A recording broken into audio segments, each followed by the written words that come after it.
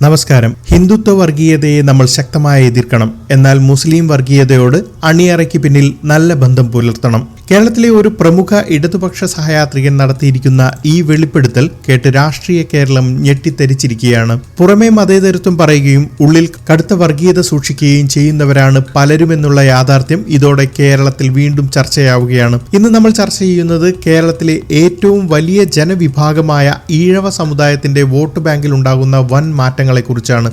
ഇത് വർഗീയത വളർത്താനല്ല, മറിച്ച് വർഗീയതയ്ക്കെതിരെ എന്ന് പറയുന്ന പാർട്ടികൾ അണിയറയിൽ നടത്തുന്ന ജാതി രാഷ്ട്രീയത്തിന്റെ യാഥാർത്ഥ്യം തുറന്നു കാട്ടാനാണ്. കേരളത്തിലെ കമ്മ്യൂണിസ്റ്റ് പ്രസ്ഥാനം കെട്ടിപ്പടുത്തത് ഈഴവ സമുദായങ്ങൾ ഉൾപ്പെടെയുള്ള പിന്നോക്ക ജനവിഭാഗങ്ങളുടെ ചോരയും നീരുമാണ്. എന്നാൽ ഇന്ന് CPM വലിയൊരു ആശങ്കയിലാണ്. കാരണം അവരുടെ ഏറ്റവും വലിയ അടിത്തറയായ ഈഴവ വോട്ടുകൾ കൂട്ടത്തോടെ BJPയിലേക്ക് ഒഴുകുകയാണ്. കഴിഞ്ഞ തിരഞ്ഞെടുപ്പുകളിൽ BJP നേടിയ വോട്ട് വീതത്തിന്റെ പ്രധാന കാരണം ഈ വോട്ട് ചോർച്ചയാണ്. കോൺഗ്രസ് ഇതിനെ പ്രതിരോധിക്കാൻ ജിനീഷ് കുമാറിനെ പോലെയുള്ള യുവ നേതാക്കളെ മുൻനിരയിലേക്ക് കൊണ്ടുവരുന്നുണ്ടെങ്കിലും തന്ത്രപരമായ നീക്കങ്ങളിൽ ഇവർ ഇപ്പോഴും ഒരു പടി പുറകിലാണ്. ഇവിടുത്തെ ഈഴവ സമുദായങ്ങളെ നമുക്ക് മൂന്നായി തരംതിരിക്കാം. വെള്ളപ്പള്ളി നടേശന്റെ കൂടെ നിൽക്കുന്ന ശാഖാ ഈഴവർ, പ്രത്യേകിച്ച് ആലപ്പുഴ കൊല്ലം മേഖലയിൽക്കുള്ളിൽ SNDP വികാരം ശക്തമായിട്ടുള്ളവരാണിവർ. കമ്മ്യൂണിസ്റ്റ് പാർട്ടിയുടെ കൂടെയുള്ള രാഷ്ട്രീയ ഈഴവർ, അതായത് കേരളത്തിലെ മതേതരമായി നിലനിർത്തുന്നതിൽ വലിയ പങ്ക് വഹിച്ചവരാണിവർ. കോൺഗ്രസിനും BJPക്കും ഒപ്പമുള്ള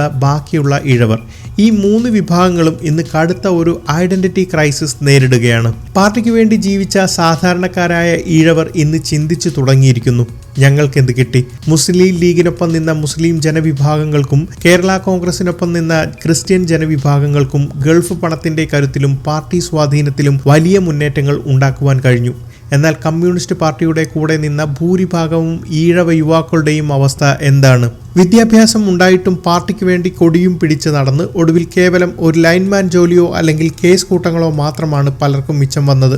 പ്രൈവറ്റ് സെക്ടറിലും മറ്റും വലിയ സാമ്പത്തിക വളർച്ച നേടാൻ ഇവർക്ക് കഴിഞ്ഞിട്ടില്ല. ഈ നിരാശയിലാണ് BJP മുന്നോട്ട് വയ്ക്കുന്ന ഹിന്ദു ഐഡന്റിറ്റി അവരിലേക്ക് സ്വാധീനം ചെലുത്തുന്നത്. BJP തങ്ങളുടെ പ്രധാന നേതാക്കളായി V മുരളീധരനെയും ശോഭാ സുരേന്ദ്രനെയും പോലുള്ള ഈഴവ മുഖങ്ങളെ പ്രൊമോട്ട് ചെയ്യുന്നതും ഇതിന്റെ ഭാഗമാണ്. CPM പതുക്കെ പച്ചച്ചെങ്കൊടിയായി മാറുന്നു എന്ന ആക്ഷേപം സമുദായത്തിനുള്ളിൽ ശക്തമാണ്. പാലസ്തീൻ വിഷയം വലിയ രീതിയിൽ ചർച്ചയാക്കുന്ന പാർട്ടി ബംഗ്ലാദേശിൽ ഹിന്ദുക്കൾ പീഡിപ്പിക്കപ്പെടുമ്പോൾ മൗനം പാലിക്കുന്നത് സാധാരണക്കാരായ ഹിന്ദുക്കളെ മാറി ചിന്തിക്കുവാൻ പ്രേരിപ്പിക്കുന്നു. ഹിന്ദുക്കൾക്ക് ബേസിക്കലി ഒരു സ്വഭാവമുണ്ട്.